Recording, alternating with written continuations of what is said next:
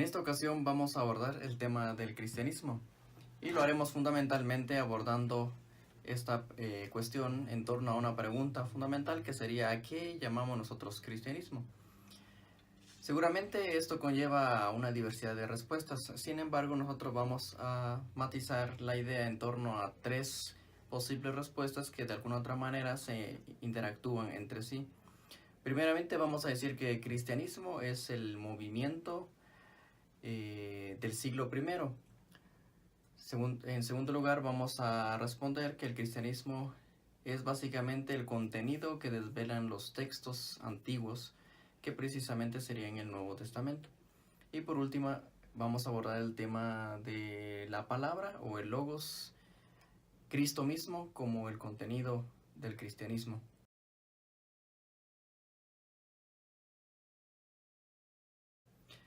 Abordemos en primer lugar el movimiento cristiano como tal.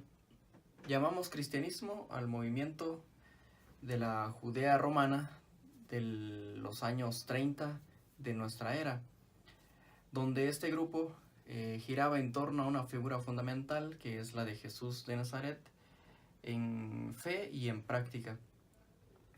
Pero curiosamente el concepto como tal, cristiano o cristianismo, escasea en los textos bíblicos. Solo encontramos una mención, por ejemplo, en el capítulo 11 de Hechos, su versículo 26. También hay una mención por Agripa en el capítulo 26 de Hechos y una mención en Pedro en su capítulo 4. Es decir, que encontramos pocas menciones de este vocablo en la literatura del Nuevo Testamento. Sin embargo, la palabra como tal, cristiano, fue denominada externamente del grupo, es decir, este grupo no se autodenominó así cristianos o el movimiento como cristianismo, sino todo lo contrario. De hecho, al inicio del vocablo sería de un tinte de burla.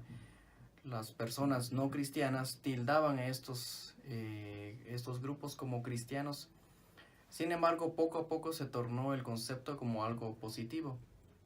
Pero sí encontramos varias menciones en el siglo II, por ejemplo en Ignacio de Antioquía o Policarpo. Abundan posteriormente estos conceptos. Quizás antes de la persecución con Nerón en los años 64, habían menciones también de historiadores acerca de este grupo, por ejemplo Josefo, Suetonio o Plinio el Joven.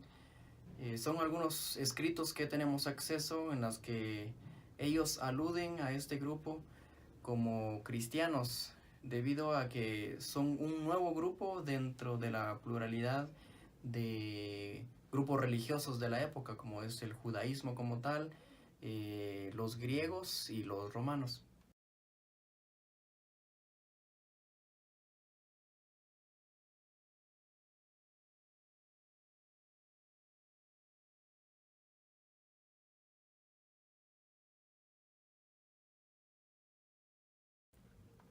Este grupo, como hemos matizado, se les denomina externamente como cristianos y que posteriormente pasa a ser una denominación ya propiamente de este grupo naciente en los años 30 aproximadamente.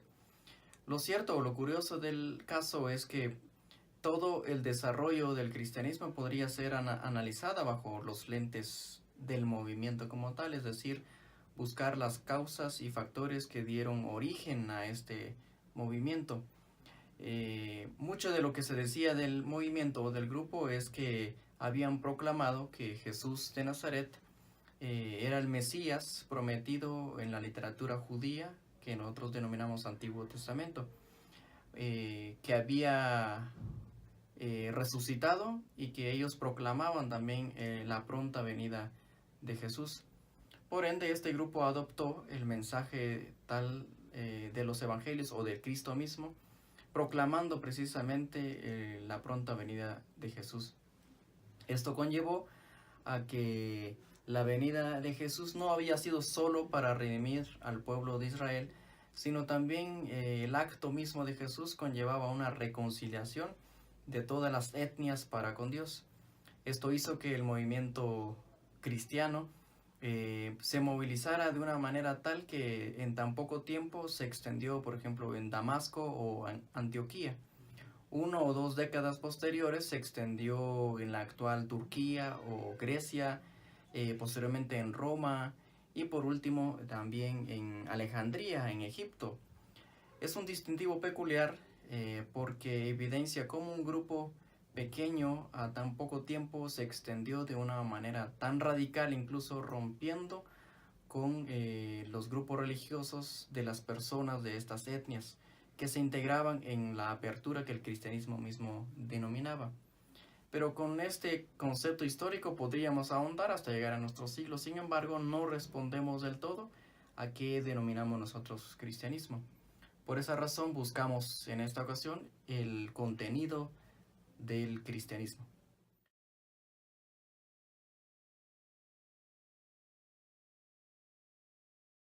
Los textos son fundamentales en este caso. Podríamos responder que cristianismo son los contenidos de acuerdo a ciertos textos, un cuerpo de textos a la que se ha denominado como Nuevo Testamento.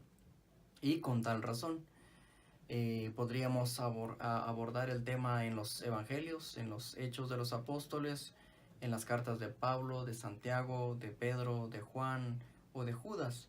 De esa manera se ha hecho históricamente también el desarrollo del cristianismo como tal. De ahí se han elaborado las doctrinas y los dogmas a lo largo de la historia.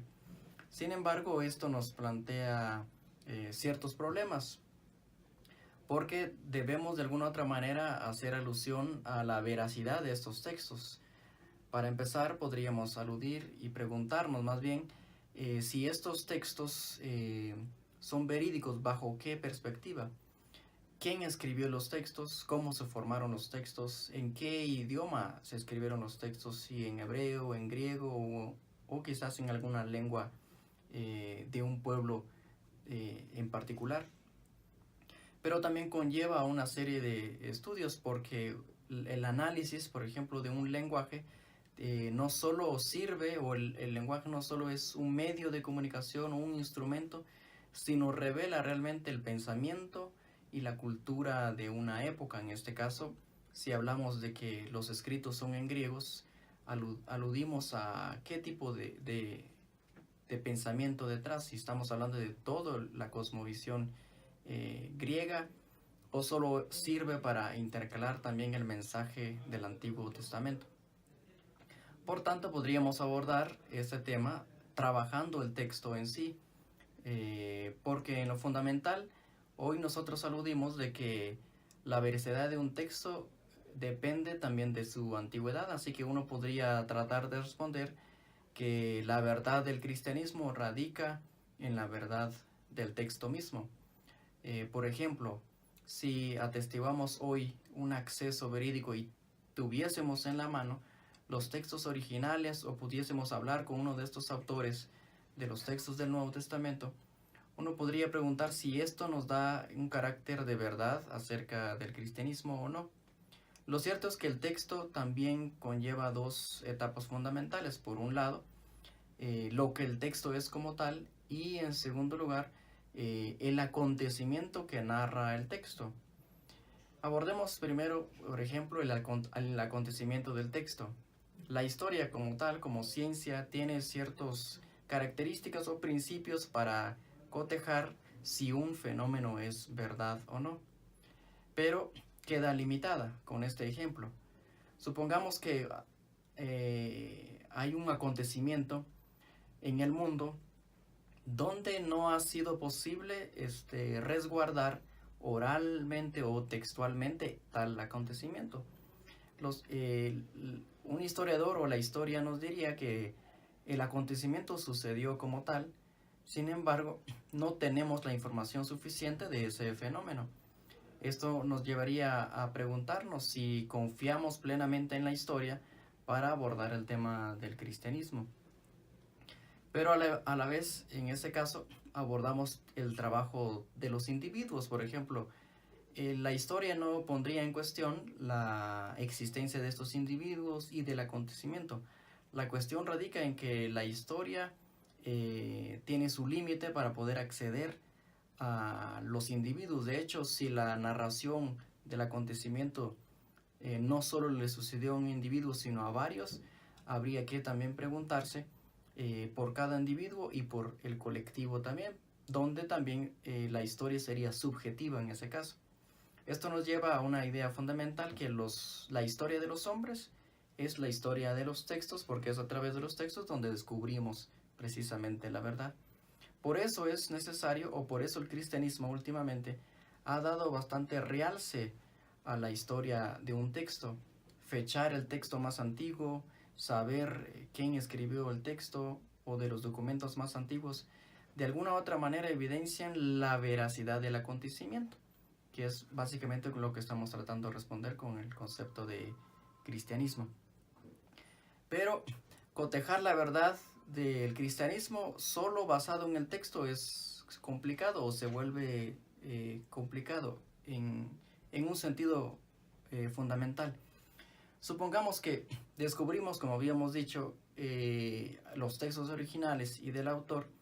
La información que nos revelan esos textos podría ser lo siguiente: que hubo en realidad un personaje llamado Jesús de Nazaret, que caminó en Judea, y que detrás de él también hubieron discípulos íntimos y otros discípulos más, y que también detrás de él había una gran multitud. La multitud también se asombraba de los milagros o de los hechos que esta persona hacía. Eso no nos dice del todo que esto sea verdadero, en este caso el cristianismo.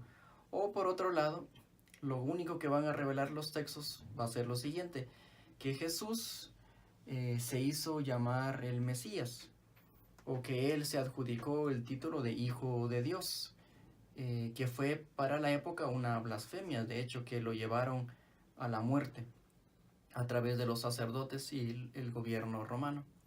Pero esto no sería la verdad del cristianismo, porque solo el texto revelaría en este caso el fenómeno.